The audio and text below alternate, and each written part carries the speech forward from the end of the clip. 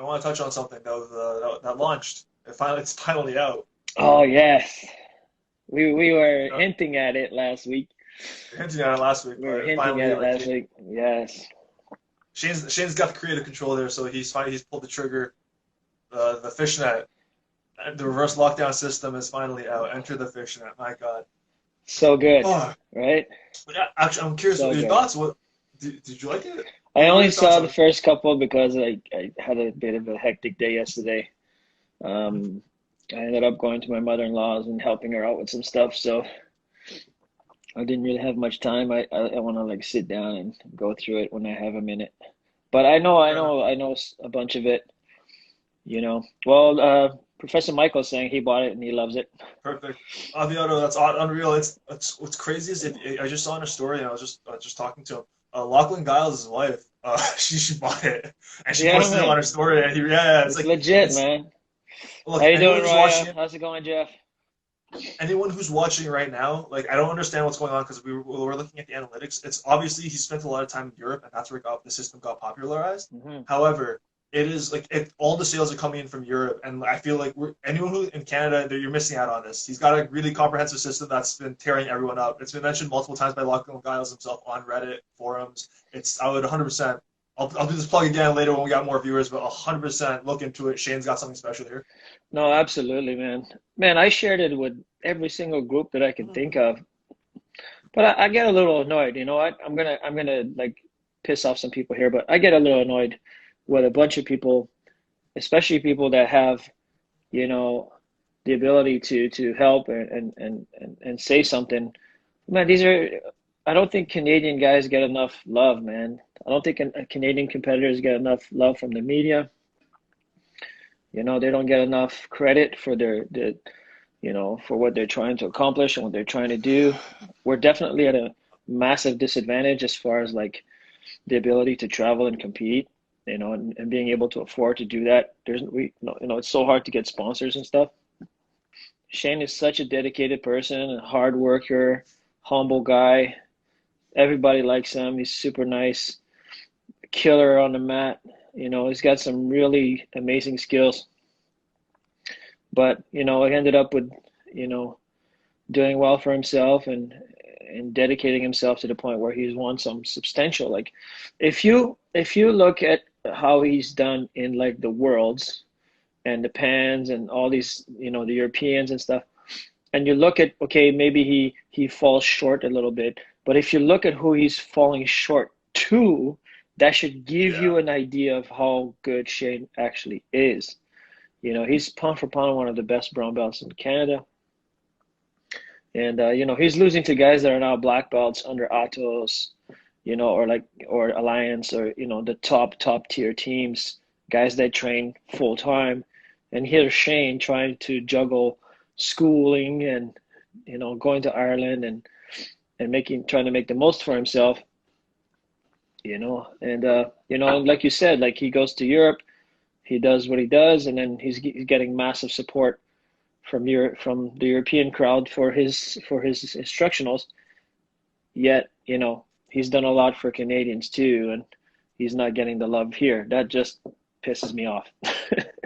That's why I no honestly I no I feel you on that because especially Shane and like for actually a lot of individuals the my big thing here is like with the camera and whatnot is I've always been really big on trying to, I think we don't it's like you said we don't get the respect we deserve. I think man at least put us on the platform, you know, if you just want to highlight a bunch of people, at least put Canadians on the platform. And I at least my personal mandate is like I wouldn't mind seeing Toronto on the map, you know. I want if I We can have see a if I can lot. We help have get a Toronto on lot the of map. talented guys here locally. So A I'm saying lot of talented guys. how are But we not more internationally known, right? That's what gets me. what they're doing, the thing is we've never cracked that it's going to be a long time before we get a Canadian black belt world champion in the adults. Yeah, I mean, yeah. we do amazing in the Masters. We've won lots of world championships in the Masters at all belt levels. We have, Mr. Aviato here who's done that a few times. Uh, Yeah. but Respect. to crack the adult division, um, we're gonna need a superstar.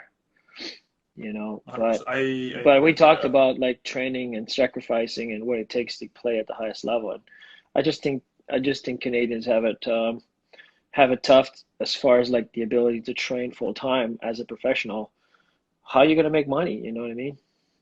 Like you gotta It's yeah, you still need. you still have bills, and unless you have sponsorship support or family support, it's hard, right? It's very hard. I think that kills me like that the story of like just like really successful. No, sorry, not even successful. That's not the right word. Because successful implies that you can do this and you're making a living for yourself.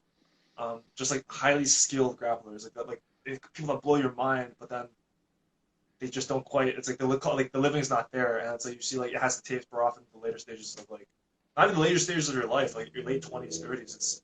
It's tragic. Like it sucks. Like the reward versus what you put in, it's not quite there. It's not quite Yeah, there. yeah, for Um, sure. but the respect, like I don't know. Those guys, you can't help but respect them. It's always going to be like pioneers, right? It builds off of them, right? So this year off is going to be interesting, at least on my end.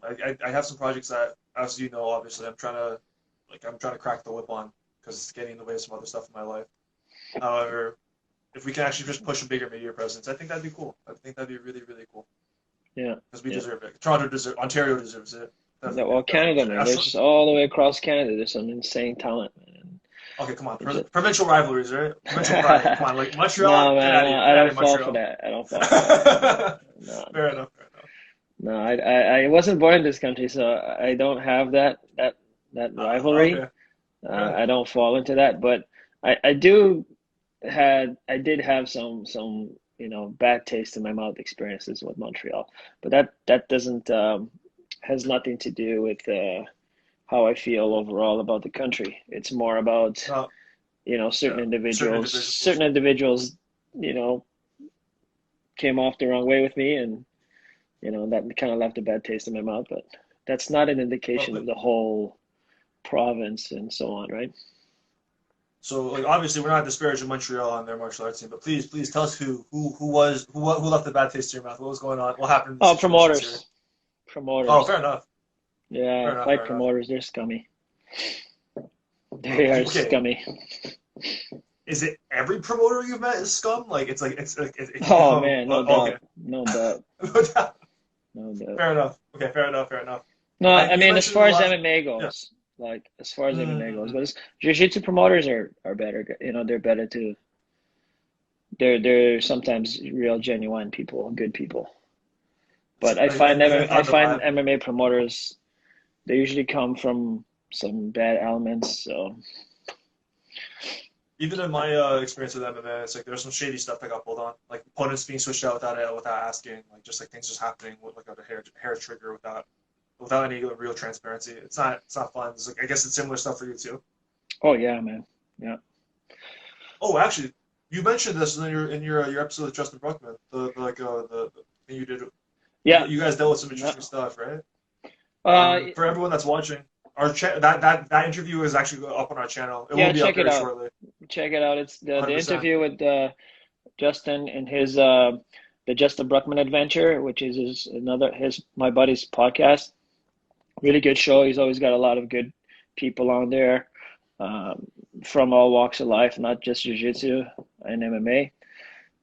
And yeah, he's got a great show, and he invited me on again, and we talk all kinds of stuff, mostly MMA related, or back in the day when we were training, and whining a little bit about our injuries, because You guys touched on I some good love him stuff like there. a brother, and I feel bad in a way I can relate a lot in some levels, but he's got some stuff he's going to have to deal with physically, and it's going to be a bit of a struggle. So I feel for him. Which segues nicely, sir, into our topic of today. Everyone listening, we are Uh, discussing true enough. True the enough. scary topic, Uh, injuries in jiu-jitsu, and the stories that come with that. I Before we get think into that, it's guys, just remember, yeah. Go ahead. just 15 last 15 minutes Q&A. We'll try to answer everything as we go through this episode. So please, we're not ignoring you, but at the same time, leave your questions. We will try to answer them. But please, yes, as you're saying. Um, I think it's always it's a reoccurring story that you hear all the time, and Mhm. I just don't think it's ever going to change because of the nature of human beings. Okay. Especially within the context of competition jiu-jitsu. you know, like, so I'm going to start first and foremost by saying I am not a doctor. I am not an expert. So whatever my opinion is on this is my opinion based on my experience with it. So if you have any issues or if you are hurting in any way, shape, or form, I highly recommend you see a doctor. All right, so I just want to say that. Um, I think what happens a lot with injuries is it could be for several factors. One, training environment. So what kind of academy are you in? What kind of professor you have? You know, does he care, not care? Is it old school, hardcore, train until you die, don't quit, don't tap kind of environment? Or is it an environment that's a little bit more controlled and catered towards safety? So it all starts, I think, in my mind, with the academy you train at and the professors that run it. So it's culture. It comes from the culture. Yes, you need to definitely culture. So I mean, that will definitely dictate, the rate of injuries you're going to have in your academy. I do have a sense of pride that, in 10 years that I've had the Body of 4 team and Body of 4 Academy and now Yorkdale Martial Arts, I've had very, very minimal catastrophic injuries like massive knee reconstructions or shoulders or neck like surgeries. Very, very, very minimal. I mean, injuries do happen, and there have been a few severe injuries, but like I said, I've managed to keep that to a minimum because of the culture that I built of the safety first, always safety first. And I explain this to my novices. I talk to my competitive guys and everybody in between about establishing a safe environment in our training so we can train regularly and train often and improve.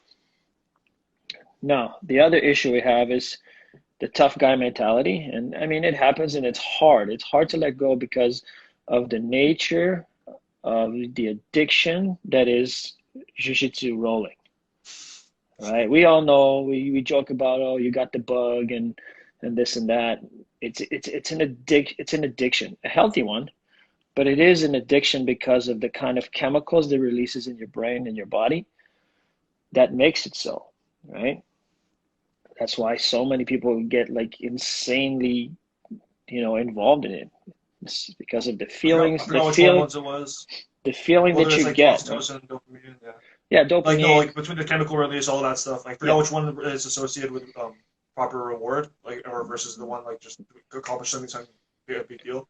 But jiu-jitsu I believe it's hits dopamine. all those receptors. Yeah. Yeah, there you go. And so when you're so highly addicted to something and you get injured, and even now, like with this pandemic, you can see how, my goodness, it's driving people nuts, right? And I think people can relate to that, and that when you get injured, people can't stand, especially like the super crazy addicted ones who love competition and love training. They want to get back on the mat as quickly as possible, even sometimes, jeopardizing getting hurt further. So as soon as they feel okay, they jump right back in, or they are injured and get right back in, and regardless that they're injured or not. So I think that definitely it's hard. It's a hard thing to do. It's a hard thing to let go. I am 100% guilty of this behavior when I was younger. For several reasons. Where does this mandate of safety come from? I was on saying. Yeah. The mandated safety comes from myself as a gauge, because I've had some debilitating injuries and I've dealt with many, many years of chronic pain, and I do not wish that on any of my students. That was, of course, from my own stupidity, but at the same time, there was a certain environment that it wasn't necessarily, the instructors or the owner's fault. We just didn't know any better, right? Jiu-Jitsu was so new at the time. We didn't know. We did a lot of trial and error, and there was a lot of injuries and bad injuries too, but we would just train through them. We would just train through them, use braces or a lot of tape, and you just keep going because it was extremely competitive and you didn't want to, for me anyway, and it was just like, man, I wasn't the most athletic of the group or the most talented. So I had to I felt like I had needed to train twice as much. So I didn't want to fall behind. I didn't want to, give anyone the satisfaction of me taking so much time off, coming back and getting my butt kicked. So it was a very competitive environment, and I just okay, I don't want to fall behind. So if it was anything that I could manage and deal with the pain, I'd go back and train. Let me give you the worst example and the one that I'm paying the price for the most. I had a minor neck surgery. I don't want to say that it was like some of these other guys out there who have it a lot worse, like doing fusion and stuff like that. I didn't get fusion or any massive vertebrae surgery. I had a decompression, which is one of the easier ones you can deal with. Okay. All they do is they go in and I was basically losing total feeling in my arm. So I went in, got the surgery done because basically it was the canal of which one of the nerves was coming out, or most of the canals in my C4, 5, 6, and 7, they're pretty tight. So there's not a lot of room for the nerve that comes out from your central stem to, do your extremities, your arms, your legs, and so on. So one of them was bad enough that it was almost cutting the nerve, and that's why I was losing feeling in my arm. So what they do is they go in and they cut around the canal to loosen it, so there's more wiggle room now for the nerve to function, and there's, again, less risk of me losing feeling in my arm completely. So that's what I did. But because it was a minor surgery, minor surgery. It was a surgery. It was still in the surgery that it was in and out. I was in the morning, and they sent me home at night, and they sent me home at night, right? Well, let's just say that maybe I was supposed to take a few months to just take it easy, but yeah. I felt good enough after 2 weeks to get on there and start rolling again, sparring again, and get right back to training the way I was. But, I was young still. I was still pretty young, mid-20s. So it was good enough for me to go back and try again. And I felt okay with it. But now I feel like, man, I paid the price. I probably should have taken the full time off and did everything that I needed to do, So, and I'm really curious because in the moment it sounds like you did it and you got away with it. And in the moment I understand. It's like, hey, I feel fine. I'm sparring. Things are great, right? Yeah. But yeah, I guess if you don't mind me prying, how did you? What were the ramifications of it? How did you feel that things regressed faster? Was it what were the well, no, the doctors told me that if I went back to my lifestyle that I was having, that this surgery was a temporary solution. That if I kept up my lifestyle, that I would eventually have to go back again. But they were like, it could be 5 years, it could be 10 years, it could be 15 years, But they did tell me that I would eventually, if I kept a super crazy MMA lifestyle, that I would end up probably having surgery again. But I've tried, I'm now 45, and what I've done is basically dealt with the pain and avoided the surgery as much as I can, and I will continue to avoid the surgery as long as I can. But I think you have to let go of your ego a little bit and realize that, I've always had this delusion a little bit that I would be able to compete again at some point, but I had to swallow that pill and realize, no, it's not gonna happen. If I want to function and if I want to avoid the surgery, neck surgery, then I just have to be happy with being able to teach and roll around here and there with my friends, So, my students, right? So yeah, no. So, and I'm like, I have other problems now. I think my shoulders are pretty messed up, and that's for other reasons. But I think let's just, before we get sidetracked, let's go back to what we were talking about. That's dealing with injuries. If they're minor, and that's you have to understand, like you have to have a knowledge. Like if you go see a doctor, that's the main thing you should do. Always go see a doctor. Don't wait. Don't put it aside. Go see a doctor. If it's a minor thing, you can train around it. Be smart. You can train around it. If it's a major thing, then you should stay off the mat until it's 100% healed. I You want to pause know, right there. What's a major thing? A lot of people don't know what that is. Like, is it basically like, oh, um, my shoulder hurts a little bit, or is it like, oh, something in my knee just popped 3 times? What's major? well, that's the only way to find that out is with MRIs or ultrasounds or and all this other stuff, right? Mm, That's what I'm saying. Like if you hurt something, don't just like, oh, I'm okay, I'll go check it out and just I'll keep training and go check it out later because a minor tear can turn into a major tear and major so a tear. minor thing that could have been easily avoided and you would have been fine in a few weeks or a month if you had just stepped off the mat, you know what I Yeah. mean? Instead, it's like, oh, it's not so bad. I'm going to keep going. And now you have a major tear and you need surgery and you're going to be Mhm. out for a year or more, right? So, again, Okay. this is, I want to take. Yeah. you have to be smart. And if you hurt anything, find out if it's minor or major. The only person that can say that to you is your doctors or a doctor or, a specialist. And then go from there. The only thing I'm going to say as far as that goes, and again, I'm no expert, Mhm. but always get a second and third opinion. You know what I mean? Always I get a agree with second that. and third opinion because sometimes some doctors they make things worse than what they are, you know. They just want you to be recover and never come back again, which means stop doing what caused the issue, right? And that's Yeah, not what we want to hear. We that's just not what want you to, want to hear. Yeah. So always get a second and third opinion. And even some doctors are just always most doctors will always err on the side of caution, lawsuits right? are a And thing. they will Yeah, yeah. always Why would, yeah. paint a picture of the worst case scenario. You know what I mean? So,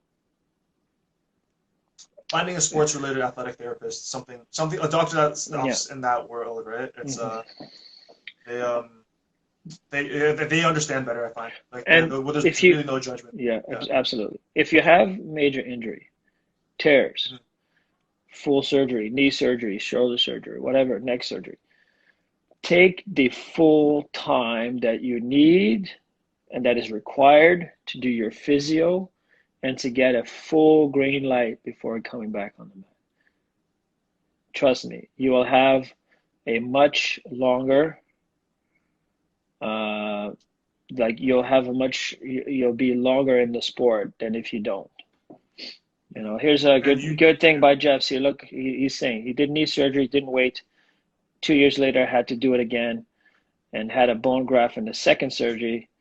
That takes time to heal, right? So definitely, you got it's the big ones, like knees, shoulders, and neck. Knees, shoulders, and neck. Those are extremely invasive surgeries that take a long time to recover, and those are the things that you need to be careful with. So when you get caught. Like anytime you get called with anything with shoulder that gets caught, your shoulder gets caught, tap. Anything where you feel your knee is rotating, tap. Because Unless you're Vinny Megalanish, then you just unless let you're your Vinny ankle McGinnis, rotate yeah. 100. You just let your ankle rotate to Yeah, but 360 I'm pretty degrees. sure It's okay. 99.9 of people out there who do jiu-jitsu are not Vinny McGinnis. So I know I get a lot of you know I've had multiple discussions with people who argue with me, like literally argue with me about, oh, this and that. I agree 1,000% that heel hooks are illegal in BJJ. We're getting there. Eh? We're going to that. Eh? I agree, man. I agree it's a safety thing. We talked about this in other shows. You can't pay me enough, man. We're talking like massive surgery, and you got to be. Now it's better. Medicine's better. Surgeries are better, but not necessarily in Canada. I think Canada is still a little bit outdated with their procedures, especially when we're talking about hip coverage. If you want like I also super, gotta if you say, want the best and the latest yeah, procedures, you're gonna have to travel and spend a lot of money. So I gotta say, like, just from a like being a stand-up citizen standpoint, it's like you shouldn't actively be reckless with your body and take resources away from the government to go help people that actually might need surgeries and whatnot, right? You know That's what I a mean? Like, whole nother can of worms, man. that's true. We're getting kind of really political there, but I honestly feel like if you're being reckless for the sake of, I'm one to talk, to be honest, but like if you're just being Yeah, but reckless this, for like so I'm going to a address flash of trash. Nicholas's comment here before it gets too far. Mm-hmm. You know what? Those kids, tough as nail. Those meow kids, man, incredible, and they've paid the price to get those championships and to get the accolades. But I want to see these kids when they're like in their 50s, 60s, and 70s. I want to know where they are physically when they hit their later stages. They're probably going to end up in Craig, wheelchairs and probably going to end up in positions where they can't function at all. So Craig Jones is a good bit. He keeps talking about if them. that's the price you want to pay, that's the thing. What are you willing to pay? What kind of price are you willing to pay? Yeah, I wouldn't Craig Jones is a recommend good it. bit on them, like where he sees them at the tournaments and they don't walk, they hobble. Like the ankle mobility is completely, it's like it's weird. But I saw them myself at Nogi during my time at Nogi Worlds in Anaheim.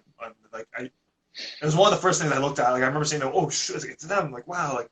But then I looked down at their ankles and it's like a boulder. It's not like it's like it doesn't look like a regular ankle. It's like there's like a whole joint. It's like very like Hmm. I don't know if it's swollen or if there's like stuff building up in there. I don't know what it is, but it's very much so like it's like it's clear they're not normal ankles. Yeah. No, I'm Um. not dead set against heel hooks or learning how to do them and practicing them and understanding. I think you should learn every possible, viable, efficient submission in jiu-jitsu. I agree with learning it, and I agree that this should be allowed in professional events. Absolutely, these fight to wins, the Kasais and EBIs, and all of this. I believe yes, they should definitely be allowed there. You know, but these are professional shows with high-level athletes, and they're getting paid money. That I'm okay with. But for an amateur event like IBJJF, where we have to pay ourselves to join, I think safety is number one, man. Like I said, safety has always been number one in my mind, and I think it's we go back to that conversation we had, want versus need, right? I think Yeah. what people need is they need to be safe and they need to be able to practice the art as long as they can for as long as they possibly live. You know what I mean? Um, so as an amateur sport, I think there should be safety things in place, and I believe that yes, definitely no heel hooks. Professor, I just want to you shared you shared a very personal story in regards to like one of your worst injuries. So I think it's only fair I share one of my dumber injuries myself. I've ever told you about the time I leg locked myself. I tore my own knee apart. Why the hell would you do that, man? It was my, let's throw that right back at you. No, I know it's only fair. I want to share this too because it's a good testament to like want versus need too. I was there's a really cool choke that I still kind of stand by, but at the same time I don't pull it out very often anymore. It's called the James is the one that showed this to me, and he knows all about it. We call it the ghetto triangle. It's, on the internet, it's also known as the Pace choke. Not popularized by Nick Pace against I forgot who he was fighting. Mm, But he hit it on the UFC. More or less, it's an armless triangle. You capture yeah, triangle and you substitute their arm with your own arm. For yeah, anyone that doesn't yeah, know. yeah, yeah. Okay. Okay, so I was rolling with a friend, and this is a move you kind of usually catch on someone that's like it's a sleeper move. Like once it's on, it's on. There's trap. The bear trap sprung. You can't really force it. It's not like you pressure into an arm bar and slowly climb up into it. That's what I tried to do. My buddy is he's a big, strong guy, big shoulders and like he good posture. I was trying to pull my leg as hard as I could up as a shoulder and try to use my arm to substitute as hard as I could. I kept pulling, and I had the lock, and I was like, oh man, I'm going to hit it. And then I heard his neck pop, and I was like, like the whole room heard it, and I looked at him like, I let go. Dude, is your neck okay? Are you okay? And he looked up, and he's like, that wasn't my neck. Yeah, that was your And then I knee. and then I and then I realized, yeah, that was my own knee, and I screamed the whole. And yeah, that was oh man, that was a nightmare. That was like the first time I've ever had my knee pop that aggressively, and I've never felt pain like I've never felt something internally shift without any pain. I think that's the thing that scared me the most. There's Cut a long story short, there's I definitely it turns out certain angles that you have to do in order when you're doing that triangle position, right? When you're doing that It's triangle true. position, there's certain angles that you need to create in order to maximize the movement and stuff. If you do the wrong angle, it's always going to put a lot of pressure on the knee, and then you can pop your knee. This is, you're not the first one. You're not going to be the last that messes that up or has It's done true. something like this. And because, if you pull your ankle one way and put the hip another way, and then there's pressure on the knee in another direction, something's got to give, man. Unless you're made out of It's rubber, you know what I mean? But these things, um these things happen, man. And this is the thing. Like, there's freak accidents happen. These things are also again part of the risk we take when we get on the mat every day. But ultimately, it's like two things. It's basically, well, one thing, ego on all parts. You know, So if I catch someone in training and they don't want to tap, well, don't break their arm, don't dislocate their shoulder, like don't rip off their ankle or knee. Let it go. Let it there's go. this is true. You know what I mean? Just let it go. And the thing is, in your Yeah. mind, you can justify letting go by saying, and you can understand him. I caught him. It was a catch. That was a tap for me. But you can internalize that. You don't need to argue with the guy. Hey, I caught you. Blah blah blah blah. Right? You can You don't need internalize to rub it. it in his Yeah, face. you don't need to rub the guy. In my mind, it's like I caught him. Okay, let it go, and then keep the roll going. Keep the roll going.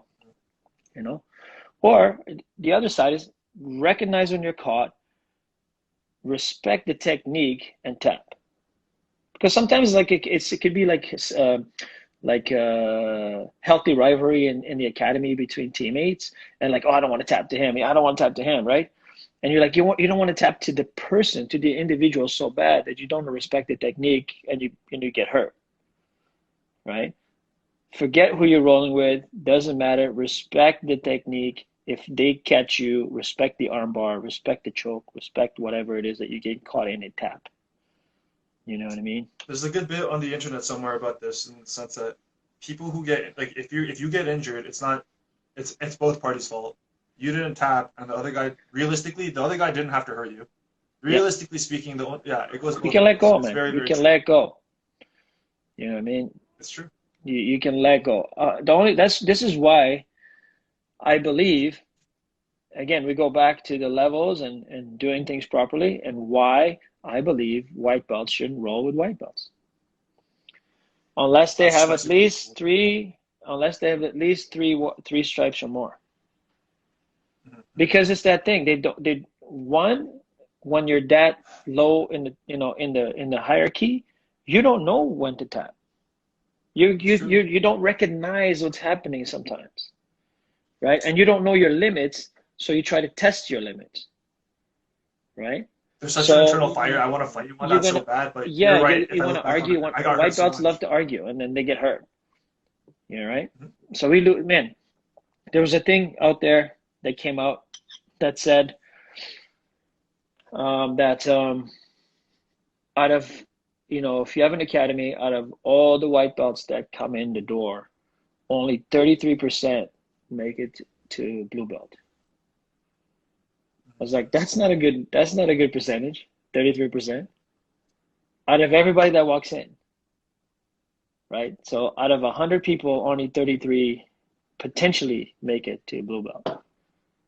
That's a lot of people quitting, you know what I mean? That's a lot of people quitting on jiu-jitsu. So Okay, I there's a I fine line here because there's part of it's like yes, it's hard, and no, you want to make this discrepancy lower, right? But at yeah. what point are you kind of lowering the standards of the art versus making this Well, a proper listen, environment? I'm gonna make this as clear as I can, Mhm.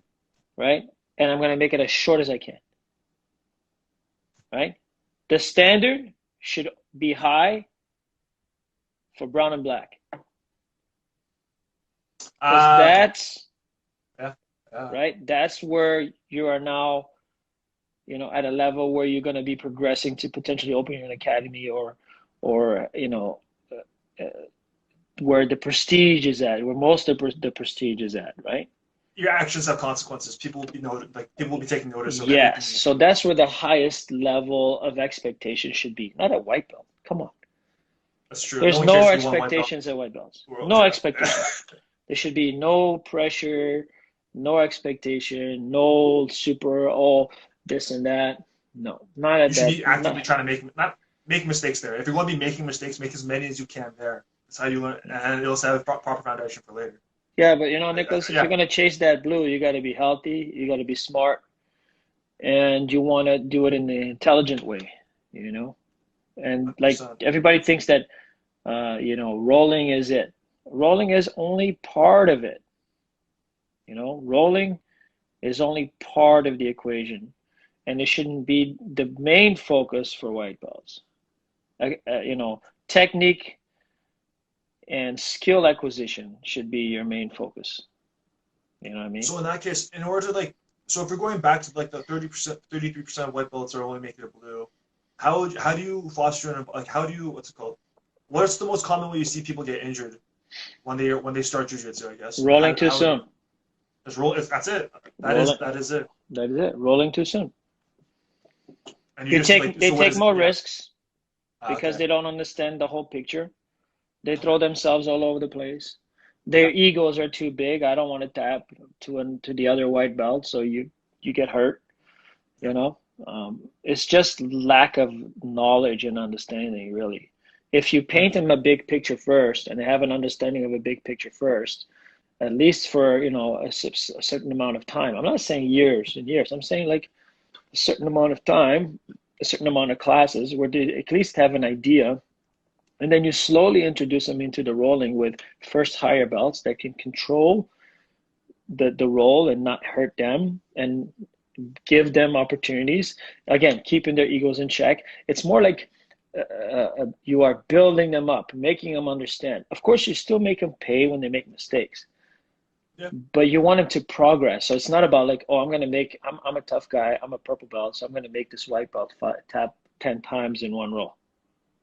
Well, you're not helping them at all, right? You know, so you have to be a little bit more humble and you have to give back. What does that mean? Well, I roll nicely with that white belt. I let them tap me out. Yes, they understand that we're being nice to them. There's an understanding, but we're being nice so you can roll, control, save, and you start to put things together. So it's incrementally increasing the difficulty of the roll to the point eventually where they can just roll hard and roll normal, and because everybody thinks, oh, I don't want people to be nice to me. Well, then you better be okay with people tapping you out 10, 20 times in one roll. Well, how many white belts are going to do that day in, day out, and then come back? You know what I mean? It takes a long time to acquire real skill in jiu-jitsu.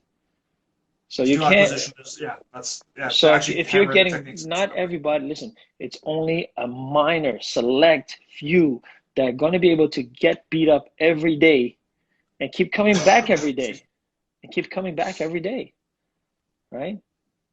Those are the ones that me. are just in them to, oh, I got to get better. I got to get better. I got to improve. I got to come in. I got to learn. I got to get, and eventually, oh, I got to just start to tap here, person here and there. Okay. Then there's certain people that just have it in them to just love the nature of the sport, and they don't care that they're getting tapped every day because they understand that they eventually are going to be the ones doing the tapping, right? That's true. But there are That's other people that are just going to get discouraged and demoralized, and eventually it's like, man, this is too hard. I don't want to go. Like, what motivation do I have? Oh man, it's training day.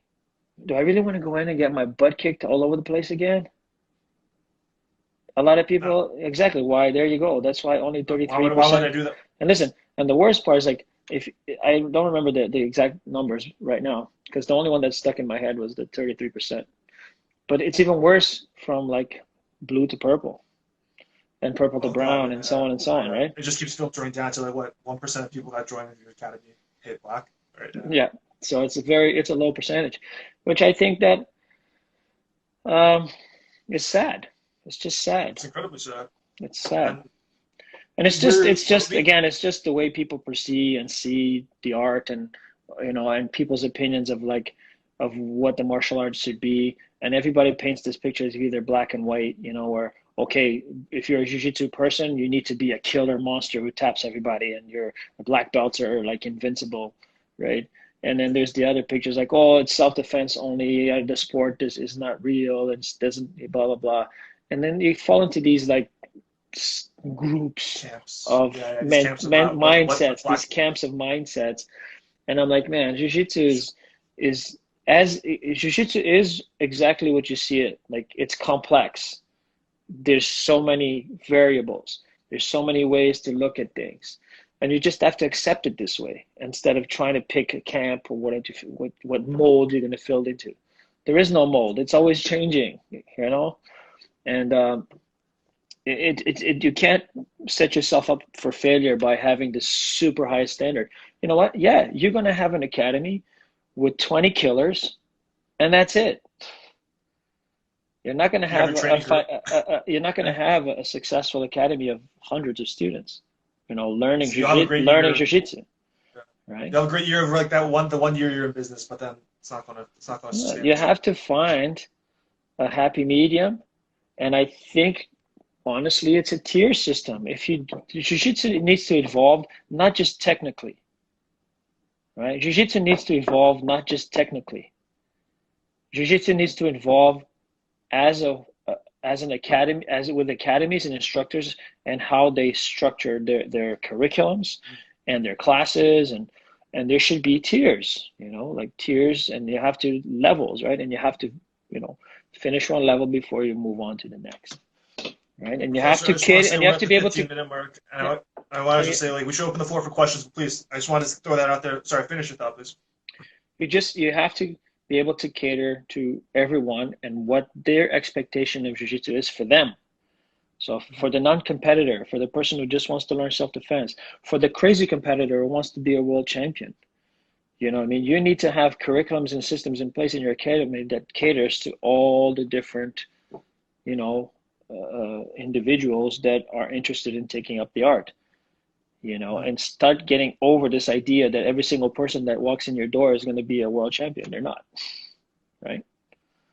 That's a harsh reality for a lot of They're people. just there to learn jiu-jitsu and enjoy jiu-jitsu, and your job as a professor is to provide them the best service you can, you know? Just like like the customer shouldn't think they're going to be world champion. The professor shouldn't be pushing that on everyone either. It shouldn't be so. That's not. I think we have to like.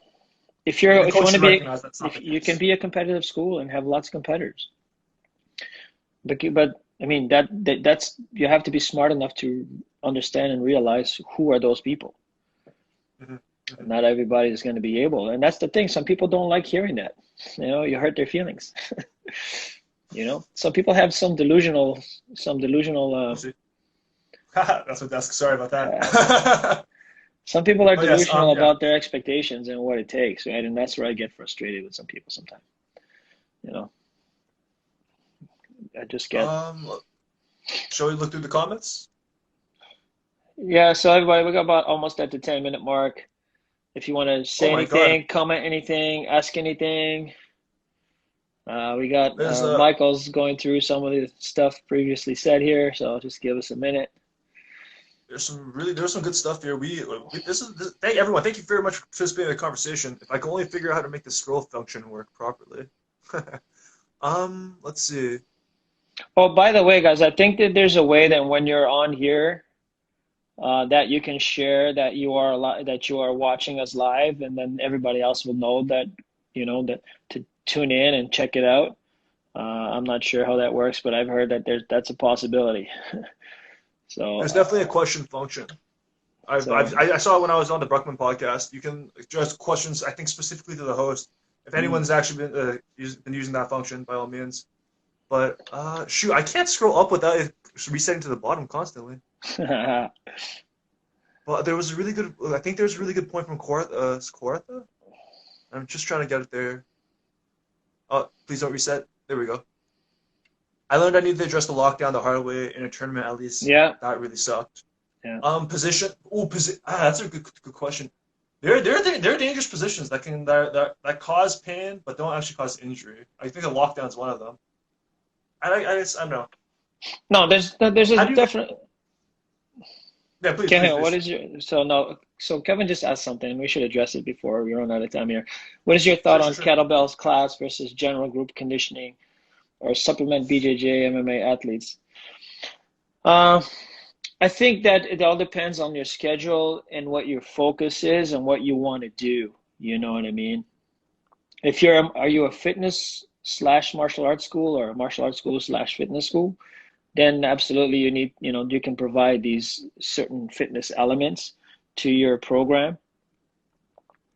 Uh, or you just focus on the art that you're teaching, whether it's, whatever that might be, and then you encourage the athletes or the people to supplement training elsewhere with, all the, whether it's a gym or a CrossFit gym or whatever gym that's out there.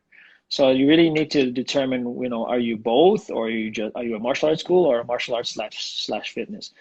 And yes, absolutely, you can run any kind of fitness program you wish to supplement training for your athletes and your fighters. Um, I think kettlebells is a wise choice. It's popular and it's been, it's known to be functional and in that it works really, really well. I don't know about the whole CrossFit thing. I don't know enough to comment on that. Um, there's so many cool things you can do you can do either BJJ workouts with the solo drills and whatnot. There's animal flow or gymnastica natural, which is also like some really cool aspects of working out without weights, but really, really gets your cardio and your conditioning, which really, really helps with fighting. So, I mean, it's totally up to you as to what you want to do with your academy. And I think if you have the space, the time, and you can schedule it in, why not? Professor Roy has a really good question here, actually, in regards to going about the respecting the tap and whatnot, and how to avoid injury here. What if you go to other open mats and your opponent doesn't tap from that academy? How do you make them understand? If your opponent doesn't tap, At or a when, foreign open mat, so if you go if to a I go different to a gym, foreign open mat and I catch somebody, you catch someone and they're not tapping. they're not tapping, How do you address let the situation? let go, let go. Do you tell Let go. what do you Yeah, tell I them? would let go. If and the thing is, you gotta have it's a mindset, guys. If in my mind, if I catch you once, I can catch you again, Mhm. right? Ah, So in my mind, that's how I think. If I catch you once, I can catch you again. So okay, you don't want to tap. I don't want to be the bad guy. I don't want to hurt somebody, and then the guy doesn't want to welcome me into the open mats anymore. I might get a conversation where they kick me out, stuff like that. I don't want that, right? So let him go out of respect for the. Remember, you're a guest. You know what I mhm, mean? It's their mhm. house. You're a guest. So let him go. Let him go. And it's like, okay, keep the roll going and then try catching them again. You catch them again, put a little bit more pressure next time, they're going to tap. You know what I mean? So I that's think all you got yeah, to do. That's all you that's got to do is you got to just keep catching them. Eventually, they will get the point and start tapping. for the socially awkward people that are out there that don't might not get social cues as well. Like I've seen this, and I guess I'm kind of articulating what I've seen happen before on the mats where someone catches a lock, the other party has not tapped, but then they basically tell them that actually they should have tapped, and they give them a lecture. And sometimes it's a lower belt telling a higher belt that. Sometimes it's like there's like it's I guess how do you should you even talk about it? How would you address the social like that in the moment interaction? I would just let go and keep rolling. If they I say think so too. something, it's like, hey man, whatever. You got to play it off and say, hey man, just keep rolling, man. It's Mhm. open mat. It's not the world championships. Let's just keep rolling. If someone makes a big fuss out of it, you know what? You can bite your tongue and say, "Hey, man, I'm sorry. I didn't mean to hurt you. It wasn't intentional, right? Mhm. I'm just doing my job. We're supposed to tap each other out, man. If I hurt you, my bad. But then for sure, I won't roll with that person again. I'll Yeah, say, it's you know true. what? I Yeah, don't I like don't need you this. let I them don't need know. the headache, so I'm not rolling with you again anymore. It's okay because I don't want to have this fight and this discussion every time. People need to understand if you when you go to open mats and you're going to roll, it's not a class environment, and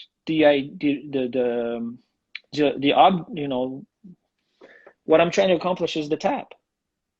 So don't get mad at me when I'm trying to accomplish what jiu-jitsu's goal is, which is to Mhm. tap you out, right? Mhm. So don't get mad that you're getting caught or whatever. Hey, improve, learn. Or if you don't tap and the person puts it on and you get hurt, that's on you. Don't get mad at them. Maybe not everybody's going to be nice and respectful and let it go. Some people are going to keep going until you tap. Some people don't care. I've seen it. You know It's what I mean? Some scary. people don't give a Yeah. shit. They want to beat you up. They want to tap. They want to make you tap. And you have to start to First of all, realize these people who are these people on the mat, and you might want to avoid them. Or if you want to challenge yourself, like, you know what? Yeah, you know what? I'm gonna go. I know he rolls hard. I know he tries to tap hard, and I'm gonna challenge myself. Okay, let's go. But understand that you better tap fast and tap quick when you get caught. You need gotta to know what you're getting understand into. that there's different personalities on the mat, right? And you have to know who the nice guys are, who are going to be nice to you, or those that are going to be a good challenge, but you're not worried about getting hurt, and those who are going to be a big challenge and you have to worry about getting hurt. You know what I Crystal mean? brings up a really good point here in the sense that you can just avoid people too. They're like, there's no obligation to Yeah, ever have to there's roll. no obligation. And I say it all the Just, time. If someone comes to you and says they want to roll, do you want to roll? And you know they're dangerous, you have no obligation to say yes. Even as a lower belt, say no, man. You're a grown adult. You can say no. You know what I mean? I It's think, okay. Say no. There's nothing wrong with that. but Now, I just want to address yeah. something because someone up earlier, before we run out of time here, Mm-hmm. was it? I know there were some issues about blood thinners, or if you have some kind of Oh yeah, condition, yeah. if you have some kind of condition, medical condition. I'm not saying you can or cannot roll. You need to explain that to your doctors what you're trying to accomplish. And if they say you should not be doing this, sorry, man. I know it's gonna break your heart, but maybe you shouldn't be doing this, right? It's you gotta like, what do you value more, rolling or your life? You know what I mean? But if they say yes, you can resume physical activity and pretty much try to live as normal life as possible.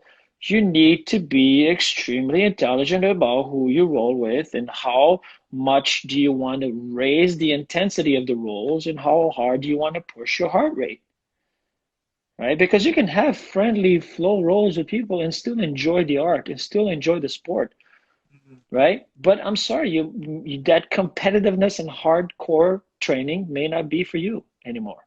So what do you want? No training at all, or some level of training that is fun and safe? Right? That's your call to make. You know what I mean? That's your call to make.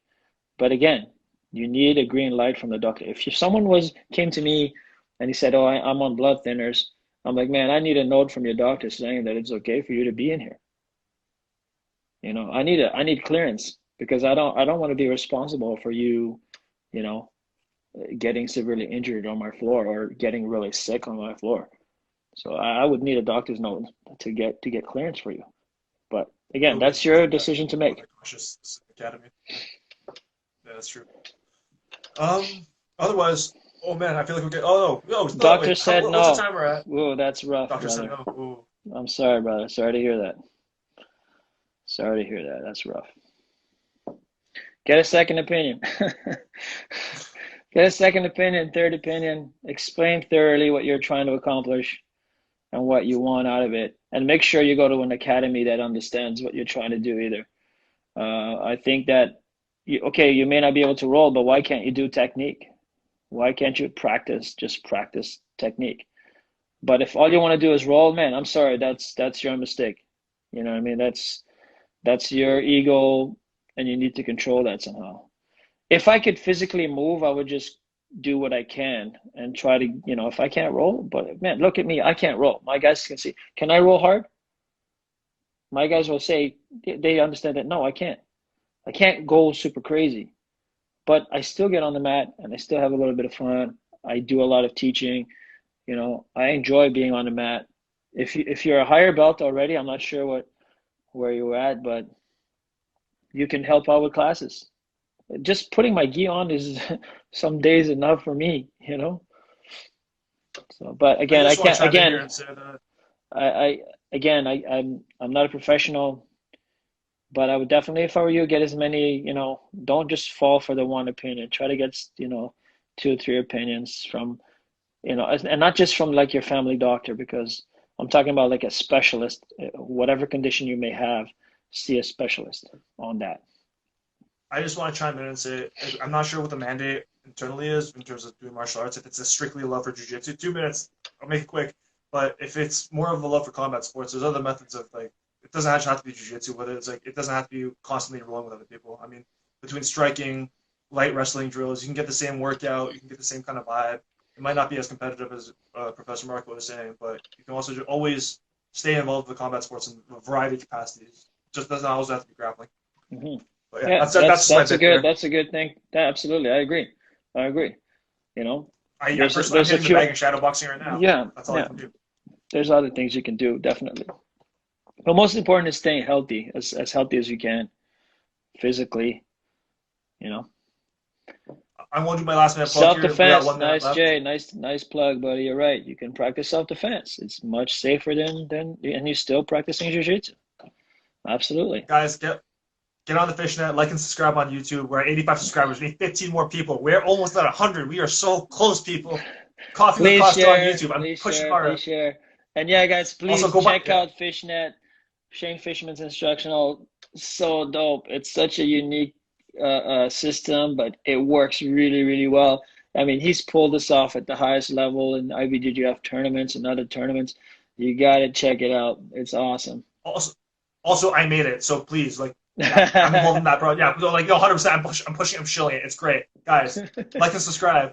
Yeah, please share and come hang out with us on Thursday at noon. That's when we'll be back, Thursday at noon. Thank you, everyone. Much love. I hope you're all safe and be good. And this will be over soon. All right. Be patient. This will be over soon. Wuss. We're back Thursday.